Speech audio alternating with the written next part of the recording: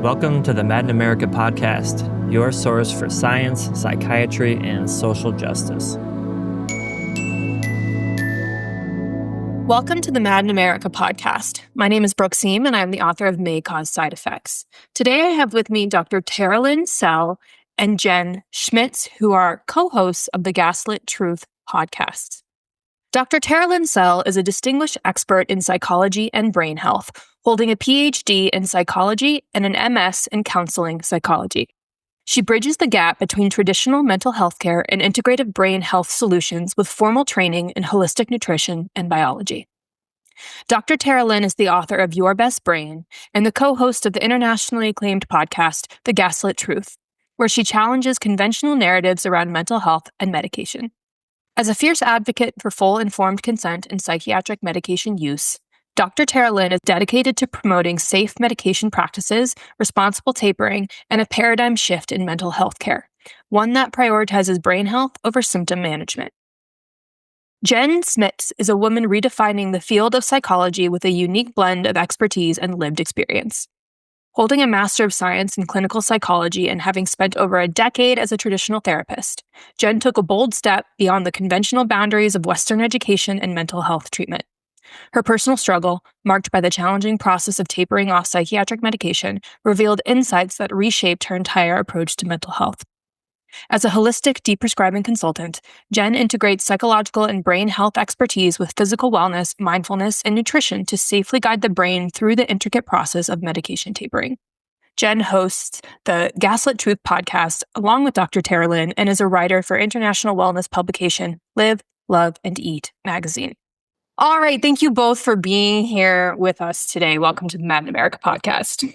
I'm so pumped to be here. You don't even know. Listening to my bio, I was like, well, who is that she's talking about, actually? Yeah. It's me and Jenn. Thanks for having us, Brooke. This is one of my bucket list things, was to get on this show and to talk. So how did it come that you two started working together? Because I know you're not in the same city. How did this start? Jenn and I actually used to work together in the prison system. That's where we first came across each other. And that was probably 15 plus years ago. Yeah, a little over 15 years ago. So she stayed in and I broke out. And and so I went into private practice earlier than Jenn did. And I was in private practice for 10 years or so before I even heard from Jenn. Like I left the prison and then didn't really communicate a whole lot with each other. And then a couple of years ago, I got a phone call from Jenn. Mm-hmm. I decided that there was more to life than working in the prison system, and that if I stayed there, it wasn't going to be good for me. You know, retirement and all the things that look so fantastic within a state system doesn't really matter when your brain and body are shutting down from the amount of stress and hypervigilance and acuity of an environment where your job is to keep people alive all day long. And so I reached out to Terry and said, hey, you got out. I don't know how you got out, but you got out. I want in. And tell me how to do it. And so one thing led to another, and nice little business plan later. And I put together how to get out and start a private practice. The breakout happened, but I think the bigger story is why both of us left that environment was relatively the same. Our mental health care was declining essentially, and that's why we decided to leave. What were you guys doing there to begin with? Oh, same thing. Mental health therapy for inmates. Right. Yep. She and I met and we were working with the most mentally ill inmates in our state. Yeah. And that is where we got our original training, essentially. Mm-hmm. I know both of us had worked in different levels of security, like I was in maximum security and things like that. And then I went into this level of security, which was kind of a hybrid medium maximum security. And it is where all the seriously mentally ill or those that basically could not acclimate to their environment in the prison system. That was the most extensive training I think that a therapist could have, is working in an environment like that. And so it is so extreme. It was so extreme. Yeah. That you forget your own trauma within that environment is also a reality that you live every day. Well, you got to add to our niches. We're working with psychopaths, with those with extreme personality disorders. We both worked with the borderline personality disorder population, and so we had a really high level of acuity, not only within the environment that we were in, but even individually within the patients that we were helping.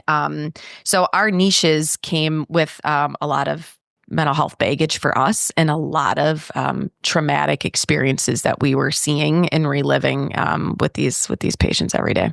Yeah, let's just say that some of the things that we were witness to, it was not just Jenn and I that were witness to these things. Anybody that lives there or works there are. So shout out to anyone working in a prison environment for sure. We're traumatizing, but because you're doing it all the time, you don't realize how traumatizing it was, right? Like, so when this becomes your norm, right, and you see these things over and over again, you kind of act like it doesn't impact you, but it certainly does.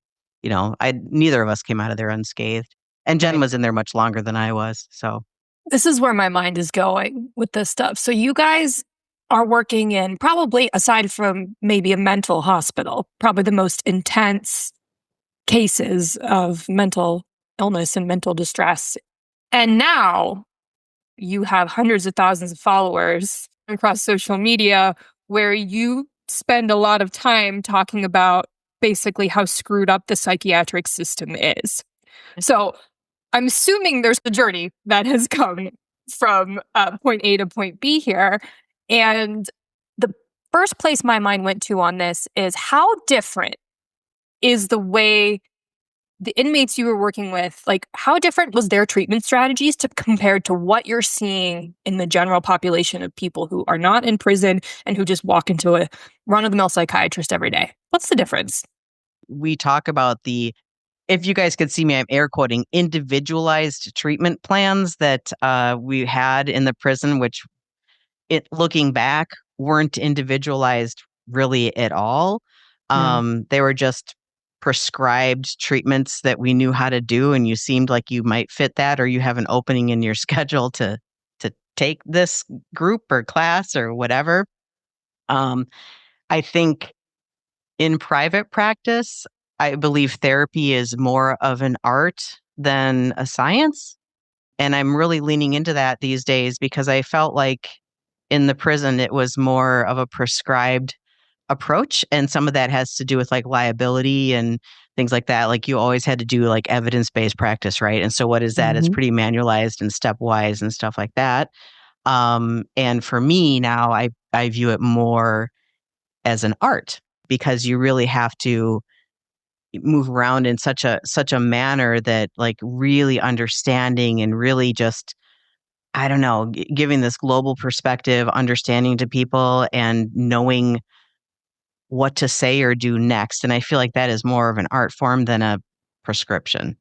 Your question, Brooke, when you asked the question about what's the difference, okay, if we're talking prescribing out in the community from a prescriber in the general public, or we're talking about the idea of prescribing, and this is treatment-wise or even psychiatric intervention-wise within the walls of a prison, my first thing I wanted to say is there really isn't a big difference.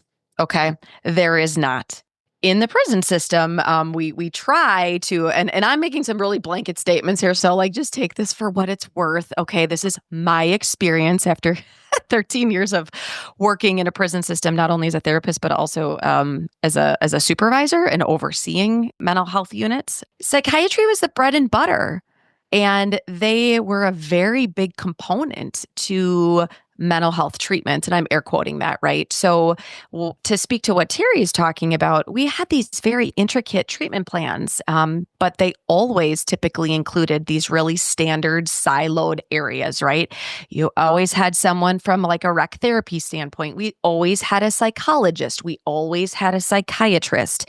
There was an education component, right? There were all of these components, and psychiatry, the way they would prescribe is very similar and not really different from what I'm seeing now as even a therapist outside in private practice.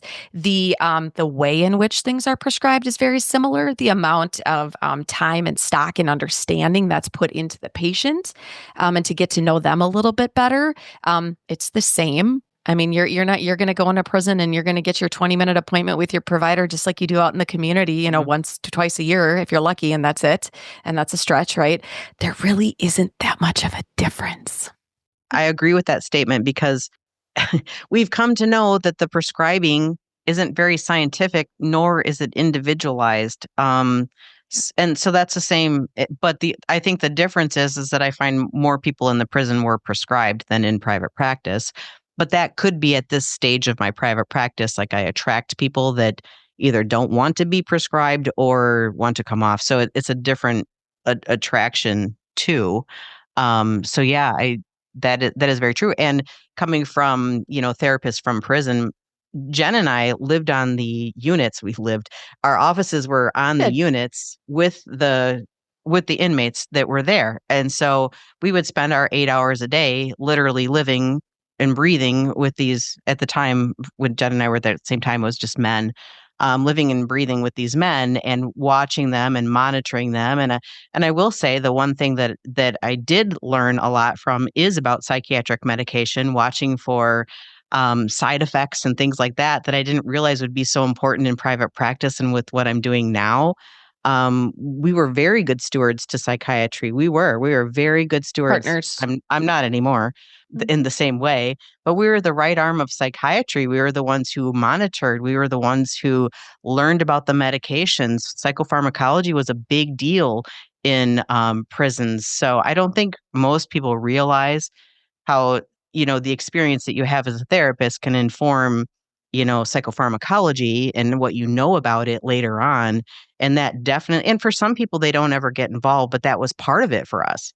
In this institution that we were in, we had to know these things, right? Because we would then go to psychiatry and be like, this guy's got tardive dyskinesia or something, like this is going on, we need to do something about this. And so we were the right arm of psychiatry all the time. So, but I think that's important now, right? Like that I didn't think that would be important as it is now for me and for Jenn too, to have that foundational experience with psychiatric medication and psychiatry. So yeah, it's interesting.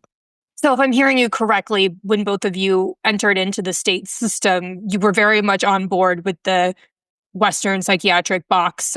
100%. I was in that box. I could contort my whole body in that box. And she was writing within that box. I was sleeping with the DSM next to my bed at night, Brooke. And that is not a lie. When Terry first met me, because I had to learn all the diagnoses, all the stats, all the things, everything. So I had to memorize that. I memorized that darn thing. Today I burn it, but I used to sleep next to it.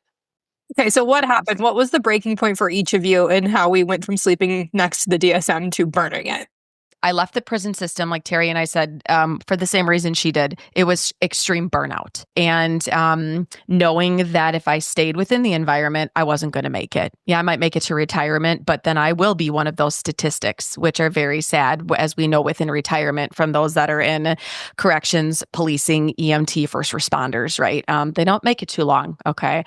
And so I knew I had to get out. So once I got out, I went, well, I'll just go back to what I know, which is therapy. I did that for many, many years, right? And what was very interesting is when I finally stepped out of that environment, I realized that everything I had learned it's like I knew it didn't work before because I knew my patients were not getting better in the prison system. They were not getting better. It was few and far between where we'd have success cases. People weren't getting better mental health wise. And so I stepped out of that and started private practice. One of the beauties of it is, as Terry said, it is an art. You have so much freedom. So you have freedom to go get training in whatever you want, not what the state is funneling as an intervention. That's the flavor of the week because it's been passed down by representatives who are in office. These are the initiatives we are going to funnel down. So it was kind of cool. And I went, so I can learn about like all these other things. And I never could incorporate that. If Terry and I would talk nutrition in a prison, or she wants to talk about omegas, I tried. Yeah. we get that was not a thing. Like we got laughed at, right? Or demeaned terribly, right? So Yes. so I got there and went, okay, there's this whole other world. Now, for me, Brooke, my story is a little different because I also psych med harm survivor, right? Trying to get off of Lexapro, been on this medication since I was 18 years old. Okay, I'm almost 42 here for reference, and been 16, almost 17 months into this taper that I've been doing now. And for me, there was a personal component to this because I meet Terry, I start practicing, and her and I just start talking. And we just start talking about all these things. And she said, well, why are you still on this med? And do you know anything about this? And it just started to spiral me into this world of, why didn't anybody ever train me or tell me about this? All the years of school, the degrees on the wall, right? Everything I've done. Why did I not know about this whole alternative, holistic, functional, whatever word you want to put on it, world? And so Terry is the one that introduced that to me. And she's like, and it all started with a neural health coach training. And she goes, just learn all this stuff about the brain and about how to help the brain without psychiatric meds. And my mind was blown. And I have not turned around since. I have every functional medicine book that's out there. I've bought it. Anything on amino acids I can find, you got it. Any integrative nutrition trainings, I'm going off the deep end a little bit too far. Terry's always like, slow back, slow back. So that really for me was what it was. And I went, this is the stuff that works. And then I incorporated it into my life as I'm trying to taper off, and I do all these lifestyle changes and use all these holistic strategies, and it works. Then I start bringing it to all my patients in my private practice, and it works. And people are starting to thrive. So that was my shift. Well, mine actually started a little bit when I was in the prison, because I do remember coming across a research article about omega-3 fatty acids. And there was a particular inmate who was always getting in trouble, always landing himself in segregation for fighting and things like this. And I got really good at, I'll call it researching, mostly Google searching, trying to find articles. I wasn't a researcher as it stands, but I was like looking for information, right? Like seriously looking. And I found an article they did on the jail and reducing aggression in male inmates by providing them with high quality omega-3 fatty acids. And I thought, holy crap, I need to bring, and I just saw a new article that somebody just republished this about aggression and omega-3s like in 2025, I think, or 2024. But this was, 15 years ago or more. And I brought it to a treatment planning session. And this is what Jenn was talking about. I had the psychiatrist look at me. I'm like handing out like to everybody here, read this. It's so interesting. Maybe we could think about this. And the psychiatrist goes, you're not a dietitian. You shouldn't be talking about this stuff. And I was like, hey. And I'm gathering it all back up, like sheepishly. And I'm like, if anybody wants a copy, come to me later to do this. And so at that point, I was like feeling shut down. But I also knew that I was part of the system that does that, like this constraining system. So fast forward to private practice. And I distinctly remember sitting in session with someone who was on a benzodiazepine and an SSRI and a sleep med. Like she was stacked. It was a woman. She was stacked with meds. And every time she would come visit me, it was like she was a new person in the worst ways. Like she was declining, deteriorating, as we would call it in the prison. And I kept thinking, why? She's doing all the things, all the right things. She's got the medication. She's got a hook in with psychiatry. She's come into therapy, but you can't process information if you're heavily medicated. Like you can't process you're not even feeling your emotions when you're medicated, So I kept thinking there's got to be something else for her. There has to be something else. And I remember like feverishly Google searching, like natural ways to improve dopamine and natural ways to I was just like so curious about this, because even in our industry, we talk about dopamine. Like if you have an addiction, it's got to be a dopamine problem. But we don't talk about how do you improve dopamine though? Like, what do you do about it? It stops short right there. If you're depressed, it's a serotonin issue. It's nothing else. Which isn't even accurate. We know that that's not accurate now, but it's still talked about in those terms. It's still prescribed in those ways. And I happened to find the Alliance for Addiction and Mental Health Solutions, and this was probably 12 years ago or longer, and amino acid therapy. And I thought, what is this? What is this? And so then I just started looking at things and researching. And I remember, I remember saying, "Would you like to try some tyrosine?" Like this sheepish thing, and so I would be like, "Hey, this is where you got to go get it." Like, I'm like, God, I sound ridiculous when I'm talking about this stuff. And they would come back and I'm like, did you try it? Like this sheepish thing. Yes. And it actually made me feel better. And I went, it did? Like, are you kidding me? Like this stuff, I was shocked every time. And then I just kept going and I kept learning and I kept growing about these things. And it really wasn't until recently that I've started the last couple of years, like with Jenn, really thinking about withdrawal, and how bad it is for people. And I think, to be fair, I think Jenn's experience with it, even the most recently, has been eye-opening for me personally because hers has been so long and, she goes through a lot of suffering. And so I really commend her for still showing up every day, doing what she does in the throes of this withdrawal. And so even her experience to this most recently has been an educational experience for me. So I just think it's about having your eyes wide open and still being curious and like wanting to learn more and not taking no for an answer. And just, we're all so individual. We're all suffering. We're all going through these things, but why? And I think psychology stops short at the why all the time. Like the why can only be because you had a traumatic past or a traumatic experience, in psychiatry, it's only because you have a chemical imbalance. I'm like, in what universe do we live in where a theory that we hedge our treatment on has been debunked repeatedly, since like the late 90s, and we can still use it? That doesn't happen in any other field except ours, which is fascinating to me. Like, I don't get it. The field is very archaic. Antiquated. Our field is stuck way back in the 30s.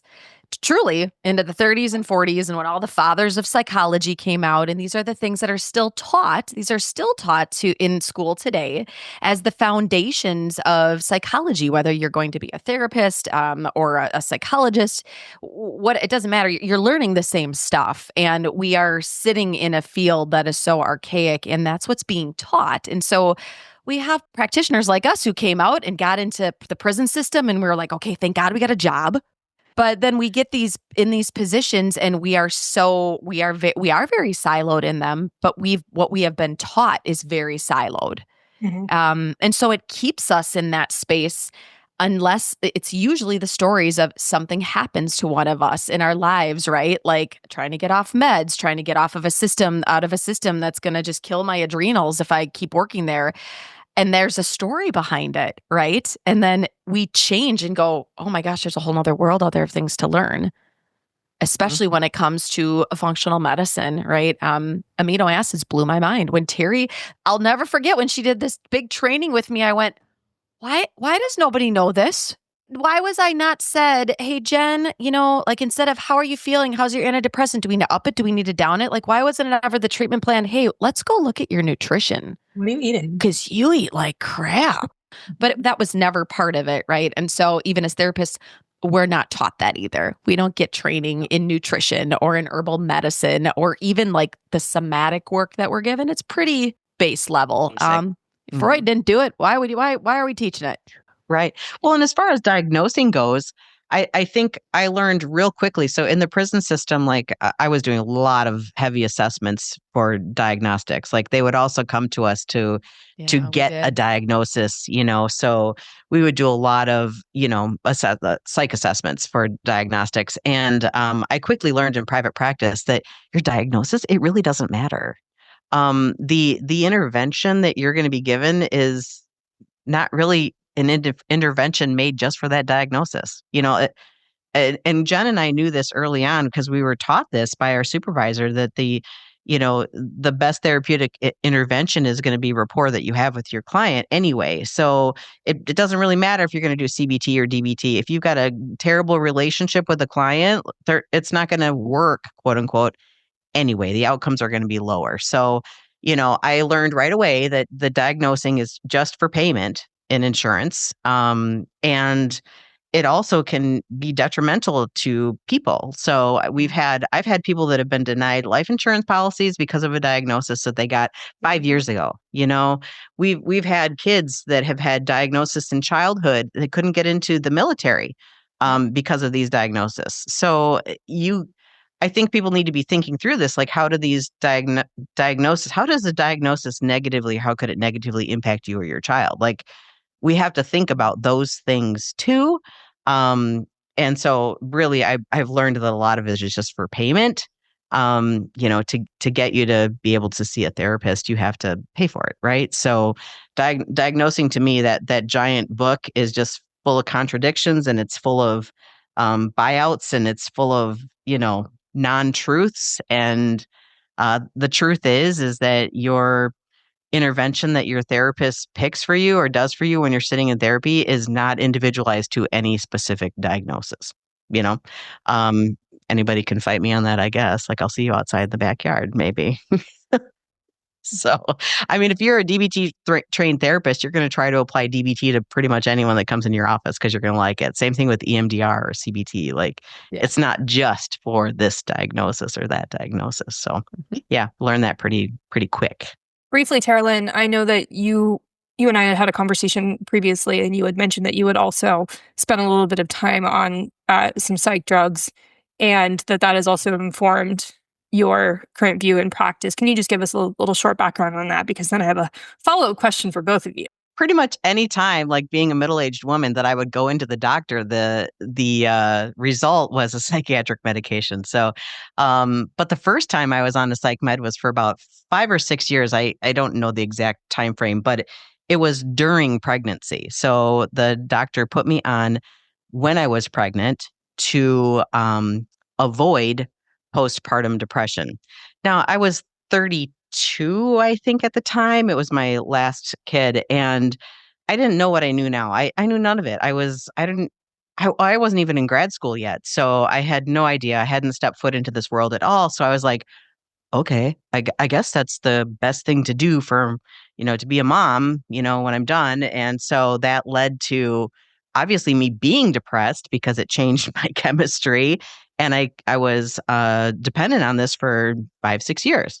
So I couldn't get off of it. So that was my first go around with psychiatric medication. The second go around was when I was working for the state, and I was in a supervisory position that was not going well, and I had extreme anxiety, and I would say panic attacks almost every night driving home. I was crying in the car. I was not myself, and I found myself in the doctor's office, and that was when I got my second prescription. I had been off the first one for a while and got on the second one, and or the second time they tried to prescribe me, and I took it for 2 days and was so sick. I was so out of my mind with being dizzy and whatever. And I was just like, I said to my husband, I said, I'm either going to try to medicate myself through this or I'm going to quit my job. And the last time I drove home in a panic attack, I decided to quit my job.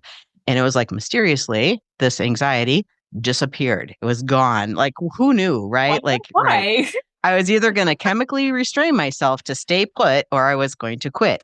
The third time is the more interesting time for me because I went to an endocrinologist this time because I was tired. Okay. I was like, so fatigued, very tired. And she prescribed me in 20 minutes an antidepressant, a stimulant, and a sleep aid.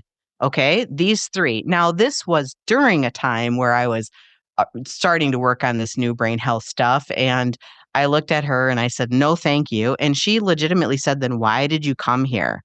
And I said, well, because I was hoping that maybe you'd uncover why I feel so tired. Well, it was my thyroid. It turned out that it was my thyroid. It was the problem, but she was still going to prescribe all these things. And that just kind of fueled the fire for me because I knew that I was being targeted as a middle-aged woman, and a psych med client now, right? So I'm sure in my file it says resistant or something in there, non-compliant, Needless to say, I haven't been back to that person ever. So, but yeah, that's how easily you can get prescribed stuff these days. That's a science? I don't think so. What comes up a lot in this, then you start seeing this in the research, is how often women over 40 are being given psych drugs.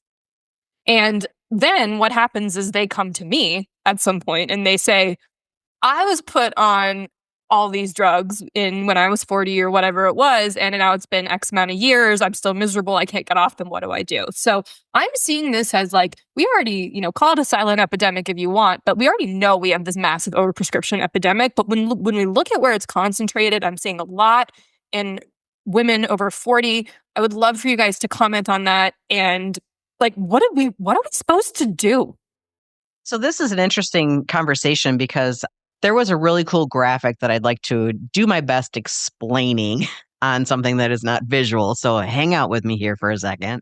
There was a big research article, I think it was in the early 2000s somewhere, that said, estrogen is going to increase the risk exponentially for breast cancer. Which actually, I think in 2024, I could have the dates wrong here. There was another article that came out that basically said that was BS, right? So what happened was all these women, like 90 million women, were in 2002 prescribed estrogen or hormone therapy, and that when that study came out, it went down to literally zero. Okay. So instead, this graphic shows that then they started increasing how many antidepressants were being prescribed. So then we had 61 million antidepressants prescribed in 2015.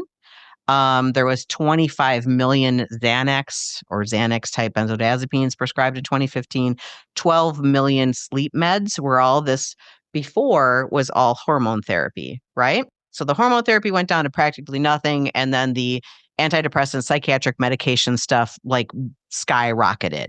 At the same time, the suicide rates for women in that age also skyrocketed.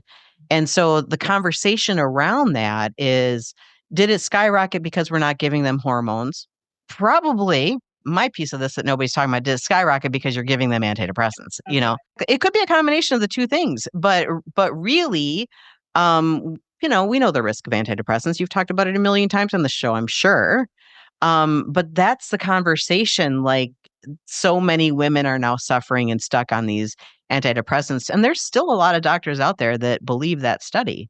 And they look no further. That's the problem, is that when you get a study in and you look no further, I believe any study you should look a little bit further, like don't just take one study for it, like look deeper, ask some different questions or search out the opposite and see if you can find it. But so this is why I think so many women in that age category are now psychiatric patients, no different than, historically they were psychiatric patients too, I used to work in a nursing home, and it was a county-run nursing home and had long history. And I found some of the original, what do you call it, like when they took roll call and things like that on these. And it would tell you why they were there, the name and why the person was there. Women were in there for hysteria due to menopause all the time, Yeah. So we haven't come that far. Like, we're still now psych patients instead of women, like, who are going through, phases of hormones, right? Like, I think we miss the boat with women, and we make them sicker and sicker. Whereas because men, I mean, they do have hormonal fluctuations, but it's not the same as women. So they're thankfully left out of this conversation. I say thankfully because they don't have to suffer as much as women, who go there and think that this is the right thing to do because their doctor said. And I do think that age category of women, it's me. Like, I'm in that age category of women, of like what the doctor says is still always the truth. And it's not that they're lying, but I think you have to find your own truth within what is said, And then, Jen, what are your thoughts on this, given that you and I are a little closer in age? I think Terry did a beautiful job of covering that piece. I actually was thinking about something that you said earlier, just knowing when psych meds came into your life as a teenager, right? I think about the development of your central nervous system. And that is what stands out to me. And I was actually 16 the very first time a psych med entered into my body, except I have no memory, right? So I have to go back to medical records to recap a good chunk of my life. And that's my reality from this, right? So I think about the development of our central nervous systems, though, right? And we know that we're in like mid 20s when that's finally done. So how stunted this becomes and what happens, which is why we don't all fit into this little box that everybody wants to put us in, even when it comes to like how hormones have developed over time for you or for me, right? And how those levels, when we get those tested and we start doing hormone replacement, well, how could this possibly be? Because you've got all of these factors dialed in life and you're fine and you're doing this and you're doing that. Well, you can't actually go back and explain to me, and we're not in my body to tell me how my central nervous system was just jacked from a very young age, and the ripple effect that then has on everything from emotions to your brain growing to all of the major organs in your body functioning. I mean, these are why when we start to go off of these medications, and even when some are on them, we have all these crazy side effects. Like, everything from extreme depression to I have a rash that just went poof all over my body. I have no idea where that came from, right? Because our nervous systems have been trying to figure out what's going on since we were younger. And they were stunted. They were never given the opportunity to organically go where they needed to. So here you are now, and you're, almost going to be in your 40s. You can join the 40 club. It's way fun. And now you can sit here and kind of try to piece it together and go, that could be a piece of that puzzle as to why my levels are the way that they are when I went and had this testing done. I'm hitting perimenopause or menopausal levels, and I'm 39. And so it makes you wonder, right? So when our nervous systems were stunted in such a way that they weren't given the opportunity to grow in the way that they needed to, we don't know the cause of that. Like you can't ever have somebody deny you that truth and say, well, there's no way it was because that was stunted at such a young age. You can't say that, actually, which is where, like, evidence-based, while we love using that term, Terry and I talk about this a lot, we use that term on everything. It's like the blanket golden star that we can put on everything, right? But yet it's not a one-size-fits-all at all. Evidence-based for 6 weeks in a lab. Like, it's not evidence-based for 16 years in my life. That's correct. And it makes me worried for you or for anyone else that has experienced that hormonal thing. Because what happens when you're in your 50s then? Like, if your hormones are like this now, what happens when you're in your 50s? Like, you're going to be knocked on your butt for, you tested it late in 30s. Like, you weren't testing it from 20s out to know what your curve was. Like, you only test something when things feel weird, or different. But I just wanted to say, like, the one thing that Jenn had said that I resonate with a lot is that feeling of disconnection with self. And we talked a little bit about losing memory too. Like, this is one of my biggest regrets with staying on a med for so long, but I didn't do it because I needed it. I did it because I couldn't get off of it. Was the loss of memory of my kids. Like I say, like, I lost 6 years of special memories, like birthdays and Christmas and things that you would normally recall because they would be joyful or not, or chaotic or whatever it was.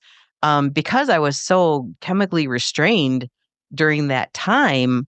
I mean, in order to have a memory, you have to have some emotion that's attached to the memory, whether it's good or bad. And when you're on these meds, you can't access that. It's all neutrality. And so that is like my biggest regret, is that going back in my life and being like, God, I was so neutral, but you don't know it. Like you don't know it. I think somebody calls it spellbinding. Like, you don't know it until you come out of it and you do this look back, and then you're like, that was bad. Like, that was really bad. I was so disconnected to self. I was disconnected to my husband. I was disconnected to my kids, to my life, and I don't know. I wish people could get out of that spellbinding earlier, right? Like, and just to see, but we live in this weird rhetoric of, well, I'd rather be like this than dead, right? I'd rather give my teenager an antidepressant to neutralize him than to have him, unalive himself, right? And I'm like, how did we get to this space that the answer to that is just this, or that this is the only thing that's going to cause them to not do that? I don't understand that fear around it. And I think that fear is what keeps us prescribing. And as long as we live in fear that could be the end result, we're going to keep prescribing. and I don't know, I'm maybe a conspiracy theorist here, but maybe that's the message that big pharma wants you to have, is that fear-based message of this is the answer to unaliving. When I think like, yeah, but it's also it's also promoting it at the same time. Yes. Like it's also causing it at the same time. So yeah, I don't know. It's such a big conversation to have. And it's tough too, because like social media, people on social media like to, gaslight you there, right? Like, how dare you say these things? You're going to make people not want to take these meds. You're going to make people not want to. And I'm like, what? I'm going to make people think for themselves. I'm like, okay, that would be okay, actually. But actually I'm going to make people think for themselves. I'm going to make them go, wait a minute, I'm going to provide a little informed consent that they're not getting anywhere else. That's okay. So I wish somebody would have done that for me. All right, you two, last few questions. Jenn, I'd love to know what has helped you the most in your taper, given that you're still going through it and now you have all of this. I would say the most helpful thing is that I still have a curiosity about me, and I will continue to just keep looking things up constantly. Anytime anyone says anything to me, even Terry, right? I'll go, okay, that's good to hear. And then I look it up. I'm constantly trying different things. So one, my biggest thing is staying curious myself, and any intervention or anything someone tells me to try, I'll do a little bit of reading about it. I'll figure out whether or not it makes sense for my life and my lifestyle. Okay. Because some of these things take a lot of time. Some of them take a lot of money. Some of them take a lot of extra resources that I would tax the crap out of myself if I even tried doing, which is going to go against helping me through this anyways. So I stay very curious, and I do a lot of research on things. And that's probably the biggest thing. Then the second thing is, I did not know there's two things. One, the power of nutrition. Okay. I had no clue how much truly like what is going in my mouth is going to completely change how I feel. And it's kind of funny because Terry and I joke about this when I first met her. She was like, "You're one of the healthiest people I ever met, and you introduced me to Greek yogurt, and I had never blah blah blah blah blah." Right? And so it's funny because even though I did some of those things right on the surface, the core of what I was eating was not super healthy. It was not high protein. It was not high omega fatty acids. I was not eating nutrient dense foods. Okay. I wasn't bringing that stuff in. So the second piece I would say is I do a lot. I pay attention to what goes in my mouth, and intentionally will only eat certain things. And I pay attention to what works, what feels good, and what doesn't after I eat, within the next day, within the day after that. And then the third thing that has helped me the most is really trying to do somatic work. Like I had no clue. I'm still not there, to try to bring in like a lot of mindfulness. I do some body work. I do my own like touch work with myself, because I can't connect emotional states in the body. Like I can't feel it yet, Brooke. I try to get there, but it's really tough. And so somatic work has really started to help me make that connection. But it's still a tough space because I can't feel the emotions quite yet. It's just little blurps that come. And when they come, I go, oh my God, that's what joy is supposed to feel like. That's what pride. My newest one is pride. I did some body work to actually feel pride. And I went, oh my God, that's pride. Okay, there it is. I've never felt that. So those are my big things that have really helped me through my taper. I think that's probably the biggest ones. Are there any specific modalities or teachings in the somatic work that you resonate with specifically? Yeah. The biggest one for me that I never did is I will stick to some real true basic mindfulness. I've gotten into yoga. I do a lot of yoga. And I try to separate Western yoga and bring a little bit more Eastern yoga into play, because Western yoga is a lot of let's put our Lululemon workout pants on and go like jump around and do some things that like are really not getting yourself to a neutral space of actually paying attention. So I do a lot of breath work. And just sitting with my breath and really focusing on that. Lots of little mindfulness works, whether it's mindful eating, mindful walking. I bring just those little pieces in. I will do these things in between seeing clients. I've got 10 minutes between one client and the next. I'll spend 4 minutes doing some mindful breathing. So I do a lot of breath work. And then I have brought some more traditional yoga in, but I try to alter it a bit to stay so much out of the workout space and more in the connecting with my breath, with my body space. All right, last question for each of you.